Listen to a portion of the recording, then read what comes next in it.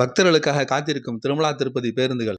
திருமலையில் இதேபோல் நேரங்கள் அபூர்வமாக வருவதுண்டு. பள்ளிகளில் தேர்வு நேரங்களிலும் சில முக்கியமான பண்டிகை காலங்களிலும் இதுபோல திருமலையில் கூட்டம் குறைவதுண்டு. இது தவிர மற்ற எல்லா நாட்களிலுமே கூட்டம் தான். நிமிடத்துக்கு ஒரு முறை என பேருந்துகள் மேல் நோக்கியும் கீழ் நோக்கியும் சென்று கொண்டே இருக்கின்றன. ஒரு காலத்தில் பக்தர்கள் பேருந்துகளுக்காக மேலே செல்லவும் கீழே செல்லவும் பேருந்து நிலையங்களில் கூண்டுகளில் அமர வைக்கப்பட்டார்கள். பேருந்துகள் வர வர ஒரு கூண்டாக திறந்துவிட்டு வரிசையாக பஸ்ஸில் ஏறி சென்ற காலமும் உண்டு. இதற்கே 1 மணி நேரம் காத்திருந்து தான் ஏற வேண்டும். இப்போதெல்லாம் அப்படி இல்லை. நிமிடத்துக்கு ஒரு பஸ், ஃபுல் ஆனாலும் ஆகவில்லை என்றாலும் பேருந்து புறப்பட்டு விடுகிறது. திருப்பதியில் 2 பேருந்து நிலையம், திருமலையில் 2 பேருந்து நிலையம் என அதிக வசதிகள் இப்போது உள்ளது. ஆனாலும் இதேபோல் பக்தர்களுக்காக பேருந்துகள் காத்திருக்கும் தருணம் அவ்வப்போது நடந்து கொண்டுதான் இருக்கிறது. சப்தகிரி என்றால் 7 மலை என்று பொருள். அதே பெயரில் தான் இந்த பேருந்துகளும் இயங்குகின்றன.